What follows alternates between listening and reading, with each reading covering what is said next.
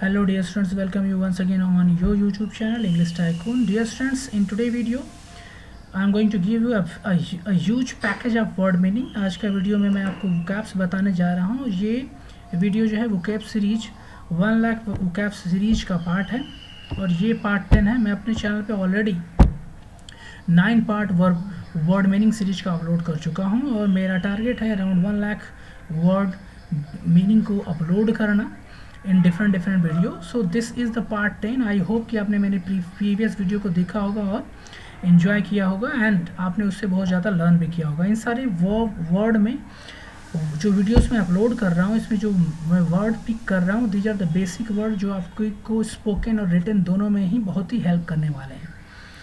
And as you know that I told you that these word are the fuel of your spoken English. ये जो word हैं यही fuel है जो आपको हेल्प करेगा कम्युनिकेशन में और आपकी इंग्लिश को इम्प्रूव बनाने में. और without word you cannot speak a single word. Even don't think about sentence.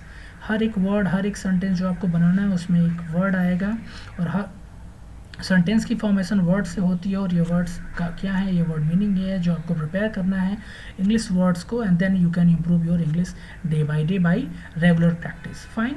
So dear student, let's go and prepare today word meaning. And आज मैं आपको बहुत ही अच्छे वर्ड मीनिंग बताने वाला हूँ और वर्ड मीनिंग को लर्न करने का या वोकैब को लर्न करने का सबसे इजी जो मेथड है वो ये है कि हम सिनोनिम्स और एंटोनिम को साथ साथ लर्न करें. मतलब अपोजिट वर्ड को लर्न करें तो इससे हम बहुत ही स्पीडी लर्न करते हैं क्योंकि बहुत ही जल्दी दिमाग में इंस्टॉल हो जाता है.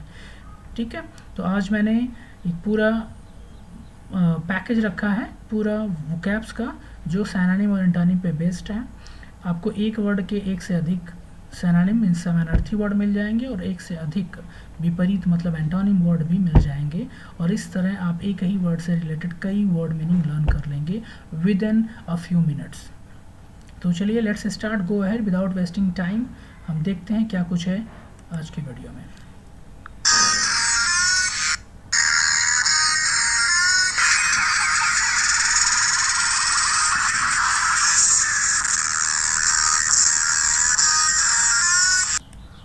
सो dear students, let's move to the slide.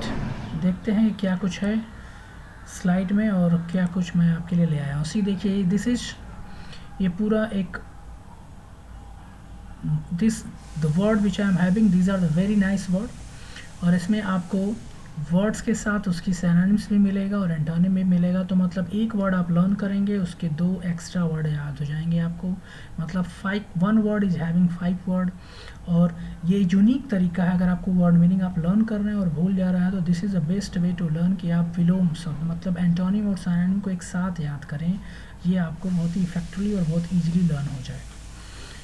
तो सी ये पहला पार्ट A to F होगा. मैंने इसको कई पार्ट में डिवाइड कर लिया है ताकि आपको कई वीडियोस में इसको मैं डिलीवर कर सकूं. तो this is part 10 word meaning series का 1 लाख वर्ड मीनिंग सीरीज का पार्ट 10 है और इसके बाद इसके भी कई पार्ट आने वाले हैं. तो इसमें हम इस वीडियो में हम A to F तक के वर्ड्स को देखेंगे. चलिए पहला देखते हैं. एप्ट का मतलब होता है रोकथाम करना या कमी करना. ठीक है, एबेट का मतलब होता है रोकथाम करना या किसी चीज़ को स्टॉप करना. अब इसका सिनोनिम्स क्या होता है? मॉडरेट करना या डिक्रीज करना. जैसे कोई चीज़ बढ़ रही है आप उसको कम कर दें. ठीक है, तो डिक्रीज कर दिया. अब इसका अपोजिट क्या होगा? एग्रीवेट करना या सप्लीमेंट करना मतलब बढ़ा देना. जैसे आग लगी हुई है वो शांत हो रही है, उसको आपने वाटर डाला और उस शांत हो रही है तो कोई आगे उसमें पेट्रोल डाल दे तो बढ़ जाएगी. तो एग्रीवेट करना किसी चीज़ को बढ़ा देना. सप्लीमेंट करना का मतलब भी बढ़ा देना होता है. अगला देखिए, एब्जेक्ट का मतलब होता है अधम. ठीक है, एब्जेक्ट का मतलब होता है अधम. अब इसका मतलब क्या है देखिए, डिस्पिकेबल और सर्वियल. ठीक है, अब और इसका अपोजिट क्या दिया है देखिए, कमेंडेबल एंड प्रेजवर्दी. अब देखिए, एब्जेक्ट का मतलब है कोई भी ऐसा काम जो बेकार हो, बहुत ही घटिया हो, बहुत ही खराब हो या मीन हो कह सकते हैं आप, उसे एब्जेक्ट बोलेंगे आप. ठीक है, और इसका सिनोनिम्स क्या होगा? डिस्पिकेबल और सेरिबल. ठीक है, इसका मतलब ये होता है खराब या बेकार या घटिया, और इसका अपोजिट होगा कमेंडेबल। कमेंडेबल का मतलब भाई जिसको अप्रिसिएट किया जा सके, इसकी प्रशंसा किया जा सके। देखिए प्रेज वर्दी, प्रशंसनीय, ठीक है। आई होप कि आपको समझ में आ गया होगा। एब्जेक्ट का मतलब होता है बेकार, घटिया को बहुत ही खराब किस्म का कोई भी काम या वर्क या एक्टिविटी। उसका अपोजिट होगा कमेंडेबल या प्रेजवर्दी, कोई भी ऐसा काम जो एप्रिसिएटेबल हो, प्रेजवर्दी हो। फाइन। अगला देखिए, एब्ज्यूर का मतलब होता है त्यागना, ठीक है। फॉरसेक का मतलब भी होता है त्यागना। रीनाउंस का मतलब होता है, रीनाउंस का मतलब भी होता है त्यागना। किसी चीज़ को आपने छोड़ दिया तो आपने उसको एब्ज्यूर कर दिया या फॉरसेक कर दिया, रिनाउंस कर दिया। अब इसका अपोजिट क्या होगा? अप्रूव करना, सैंक्शन करना। किसी चीज़ को आपने अडॉप्ट कर लिया, ले लिया, अप्रूव कर लिया, मान लिया, तो उसको अप्रूव किया या सैंक्शन करना, ठीक है। आई होप कि आपको समझ में आ गया। त्यागना का मतलब फॉरसेक, छोड़ देना, ठीक है। एब्ज्यूर कर देना, और अपना लेना या अप्रूव अलाउ कर देना, तो अप्रूव करना, सैंक्शन करना। फाइन। आई होप कि आपको समझ में आ रहा होगा। अगला देखते हैं। अगला वर्ड है हमारा एबॉर्टी। एबॉर्टी का मतलब होता है, एबॉर्टिव का मतलब होता है निष्फल, फेल हो जाना। वेन, वेन का मतलब भी क्या होता है? बेकार। तो एबॉर्टिव का सिनोनिम्स हुआ वेन, अनप्रोडक्टिव। जैसे आपने एक सीड लगाया और उसमें से कोई प्लांट नहीं निकला तो क्या हो गया? वो एबॉर्ट हो गया या वेन हो गया या अनप्रोडक्टिव हो गया। लेकिन इसका अपोजिट क्या होगा? इफेक्चुअल या प्रोडक्टिव, ठीक है, या सक्सेसफुल भी आप कह सकते हैं। अब ठीक है, एबॉर्टिव का सिनोनिम्स फेल भी हो सकता है, ठीक है। एबॉर्टिव से ही वर्ड एबॉर्शन बना हुआ है, ठीक है, क्लियर। अगला देखिए, दोष मुक्त करना का एब्सॉल्व करना, किसी को फ्री करना, किसी ब्लेम से एब्सॉल्व कर देना। मतलब किसी ने कोई क्राइम किया, उसको आप उससे फ्री कर रहे हो तो आप उसको एब्सॉल्व कर रहे हो, ठीक है, या किस, ठीक है। अगला इसका देखिए, इसका सिनोनिम्स होगा पार्डन, मतलब माफ़ करना या फॉरगिव करना। इसका एंटोनिम होगा कंपेल करना, एक्यूज करना। किसी ने कोई क्राइम, किसी ने कोई काम किया और आप उसको एक्यूज कर रहे हैं उस काम करने के लिए, वो सही है या गलत, वो डिपेंड करता है कौन सा काम किया है। एक्यूज नेगेटिव वर्ड है, गलत काम के लिए आप उसको एक्यूज कर सकते हैं कि यो आपने ये काम किया, आपने गलती की। और पार्डन का मतलब माफ़ कर देना या फॉरगिव करना, दोष मुक्त करना, ठीक है। सहमति, अकॉर्ड, अप्रूवल भी होता है। अकॉर्ड का मतलब सहमति, इसका सिनोनिम्स होगा एग्रीमेंट, हार्मनी। इन दोनों का मतलब भी सहमति होता है, हार्मनी का मतलब भी सहमति होता है, ठीक है। डिसएग्रीमेंट का मतलब अपोजिट, एग्री नहीं होना। डिस्कॉर्ड का मतलब भी एग्री नहीं होना। तो आई होप कि आपको समझ में आ गया। अकॉर्ड का मतलब एग्री होना, सहमत होना, हार्मनी होना, सिमिलरिटी होना, बहुत सारे वर्ड्स हैं यहाँ पे। और डिसएग्रीमेंट का मतलब असहमत होना, या डिस्कॉर्ड का मतलब भी असहमत होना। अगला देखते हैं, रूखापन, एक्रीमनी। रूखापन का मतलब अपने किसी के साथ, जैसे कोई परेशान है, कोई रो रहा है और आप जाके वहाँ पे साइलेंट हैं या हंस रहे हैं, आपको कोई असर नहीं हो रहा है, तो एक्रीमनी है, रूखापन है।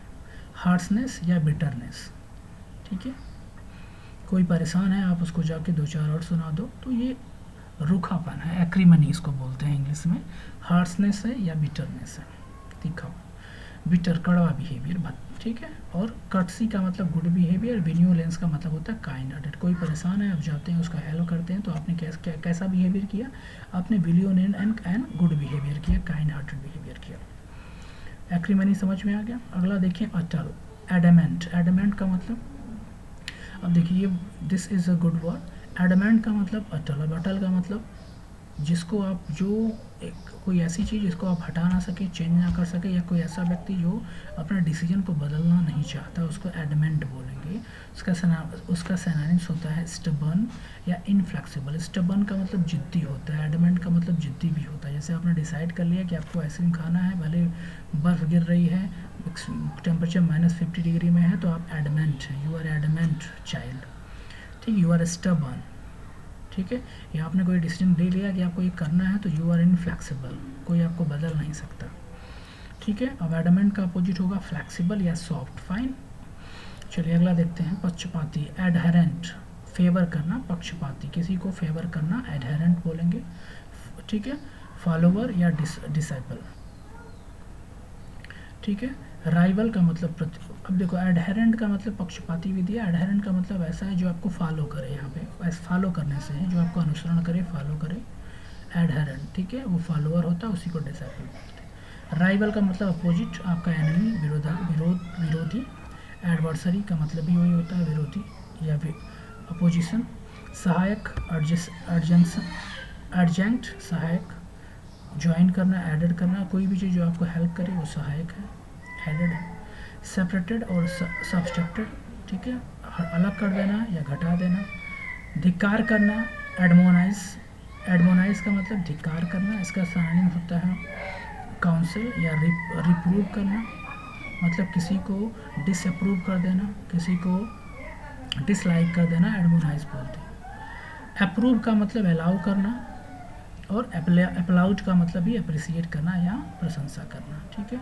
विपत्ति, एडवर्सिटी, आप सबको पता होगा, एडवर्सिटी मतलब विपत्ति। मिसफॉर्च्यून, क्लैमिटी भी बोलते हैं, विपत्ति को मिसफॉर्च्यून और क्लैमिटी भी बोलते हैं, इसका सिनोनिम है। इसका अपोजिट वर्ड है प्रॉस्पेरिटी या फॉर्च्यून, प्रॉस्पेरिटी या फॉर्च्यून। विदेशी का मतलब एलियन, विदेशी का मतलब क्या होता है, एलियन। और फॉरेनर, उसका समानार्थी आउटसाइड का मतलब भी वही, विदेशी। और नेटिव और रेसिडेंट का मतलब देसी। निराकरण करना, एलाई, पेसिफाई करना या सूद करना, किसी चीज़ को सूद का मतलब ऐसे समझिए, कोई रो रहा है तो उसको आप शांत करा रहे हो, पेसिफाई करा रहे हो, ठीक है। और एग्रीवेट का मतलब और बढ़ा देना, एक्साइट का मतलब भी बढ़ा देना। So dear students, I hope this much you have learned. That's all in today's video. See you in my next video. Till then, goodbye and good luck. अगर आप मेरे चैनल पर नए हैं तो please subscribe my channel and press the bell icon, ताकि आपको मेरे सारे लेटेस्ट वीडियो की नोटिफिकेशन सबसे पहले मिले।